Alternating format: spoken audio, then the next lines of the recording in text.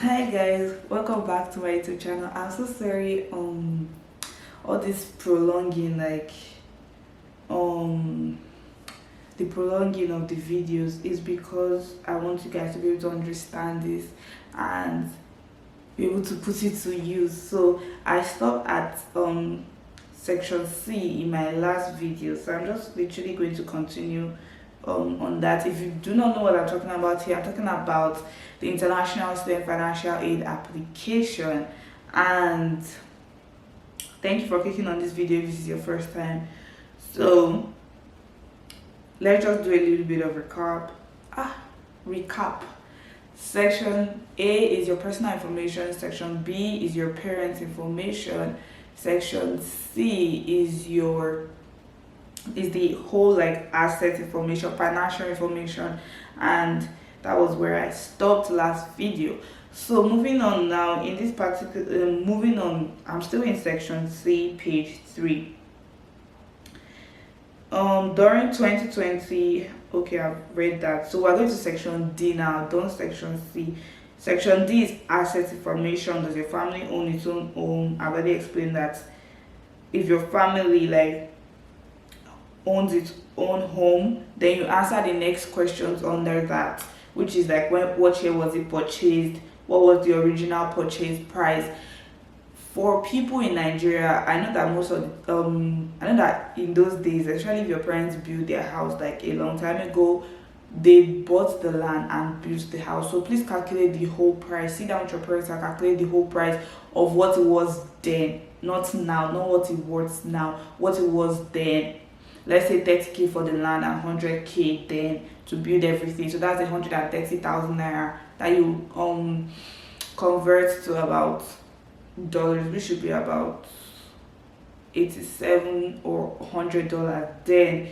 So it literally, because you're going to put the year it was purchased, so don't think it's ridiculous. Then how much does your family still owe on the purchase price? If they're still owing, please put that. But I know in Nigeria you can't be owing and be living in the house.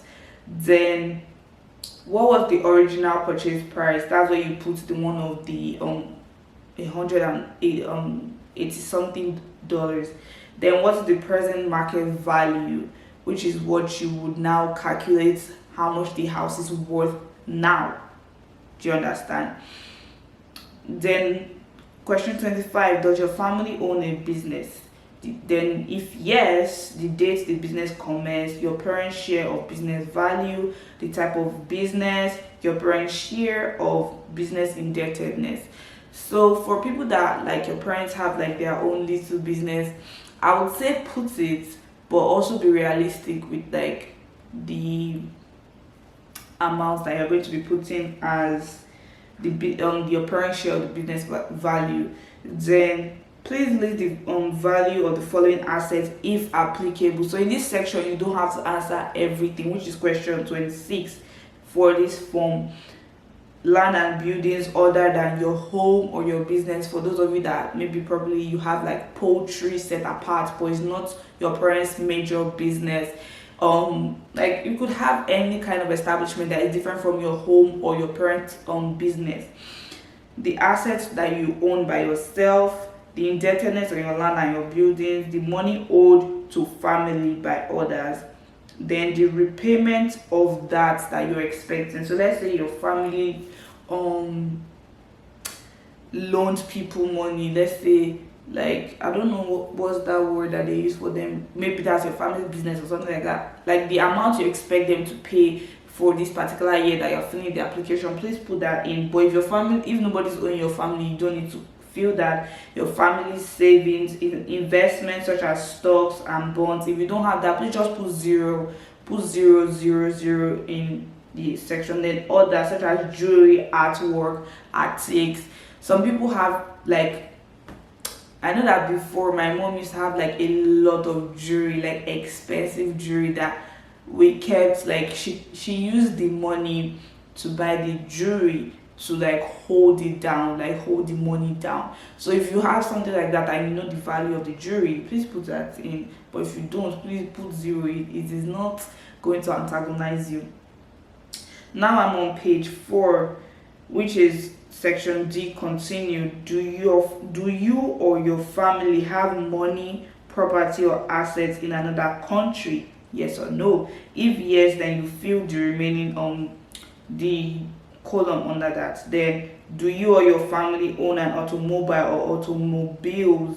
Automobile, mobile, and no mode of transportation. Yes or no? If yes, the make, Ford, Toyota, the year manufacturer.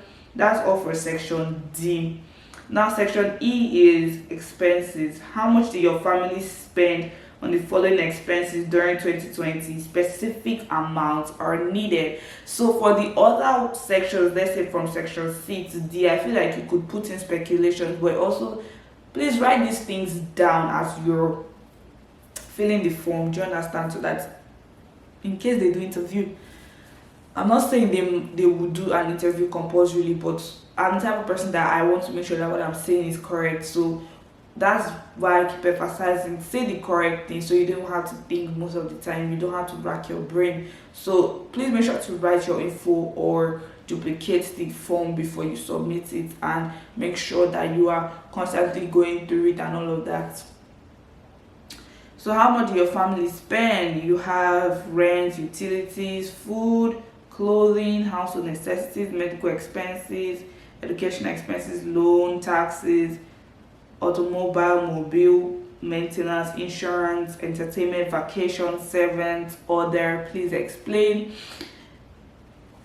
Put all of that. For someone like me now, that I came from somewhere that we spend as there's demand, like there is no fixed amount. We know the budget, but then it's not as if it's something that, like, if we have to go over it, we would. So don't now put outrageous amounts. Also be realistic about it. You could do probably, let's say you spend 50k, let's say 50k on fuel, or on lights, or on food, or on what else, the fuel for your car and for your generator and for any other thing that you use fuel for, any of those things. Then multiply it by the year. So this is asking you for the year, not the month. So obviously the amounts that you'll be putting will be a little large, but when you convert it to dollars, it might look little. I've had people, when filling the form, because the amount in dollars looks small, they try to inflate it. Don't do that. Leave it as it is. How much does your family owe to other people or financial institutions? Put that. The amount paid on the debt in 2020, you put that. Then the reason for the debt. These are things that you need to sit with your parents with, because it's not all the time that they might include you in maybe borrowing money or something or sort. So definitely sit down with them and do that. Does your family employ other people? Yes or no? If yes, how many in the home, in the family business? So for those of you that have like support staff, when I say support staff, I mean like house helps, you have gardeners, you have drivers, your family employs them, even if they're not paying them a lot of money. In your head converts that. They're not asking you for how much they're paying, and they're just asking you for how many people you're employing. Now to the last page, and section F. Section F is expected support for educational expense, like your vacation earnings, your assets, family's income, family's assets, relatives and friends, your government, agencies and foundations, private sponsor, order, explained in section G. So this is basically asking you, like, for the year 2022 to 2023, like for the 4 years that you're going to be schooling, how much would you project that you people, each section might bring towards your education? So that is that. For government, as a Nigerian, I don't know, but I'm pretty sure it's 000 that's going to be there. So those things, if no money is coming from that particular section, put 0. It's not a bad thing. Don't panic for that. Then list agencies or foundations or government to which you're applying for financial aid. If more than 2, attach a list. Now for those of you that actually do have more than 2, the list should follow the table. Basically, Let me try and show you guys.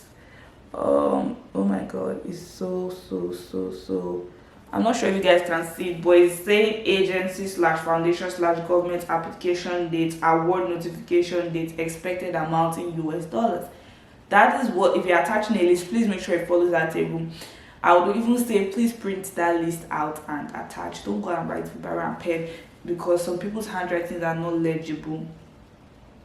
Section G is explanation of special circumstances. Use this space to explain any unusual expenses, other debt, or special circumstances that the institution should consider when it is deciding how much financial aid, if any, you will receive. Use additional sheets of paper if necessary. Here I don't really think there's anything you need to put, except maybe you want to explain the fact that maybe you're a first generation student, nobody in your family has gone to school, gone to university before. That's a first generation student, and you're the first that you're trying to go. Maybe then as a first gen student, since your parents are not that educated, then they don't necessarily have like a high paying job, so they don't have taxes because they're self-employed. Like, explain those things. Explain that in Nigeria, like, maybe because I know in Nigeria it's not every person that has a personal business that pays tax. It's not everybody that has a personal business that has like a bank statement. Like, your parents could be selling stuff in the market, it's their business, but they might not necessarily have like a bank statement to produce at the end of the month or at the end of the year explaining their businesses. Do you understand me? So please make sure to explain those things, and explain it in such a way that they will understand. Don't just write it there thinking they will understand. Remember, like, they live here, they are from here, they don't necessarily have the experience, or they can't necessarily envision or imagine your circumstance. So please make sure to make it as descriptive as possible, but that doesn't mean you should now lie on it or cause alarm. Don't be unrealistic. Don't put stuff that you yourself know that doesn't matter. Do you understand? Because some people also try to lie on their application. So for you that you know that, oh, this thing I'm saying is legit, there should be a way you would put it that anybody that sees it will know that, okay, this is definitely this person's experience. And be honest, I can't overemphasize that. Then section H is basically your certification and authorization. You need your parents' signature, you need to sign, your spouse needs to sign if you have a spouse, then both of your parents need to sign. Warning: providing false information may jeopardize,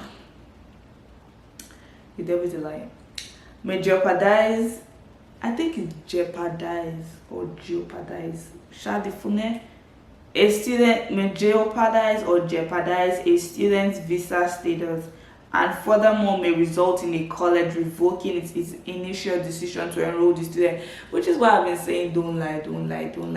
Like, you might scale through if you lie, but I feel like you will not necessarily have peace of mind in that school if you lie, when you know, like, there's a way God will help you. That's all I know. So that is all for the International Student Financial Aid Application form. I'll recap again. If you want to get this form, you have to know the school you want to apply to.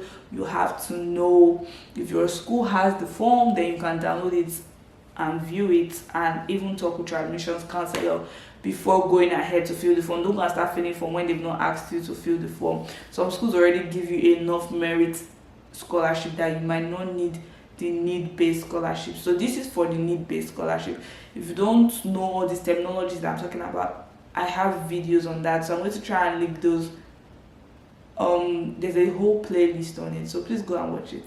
Then please make sure to subscribe, make sure to like, comment,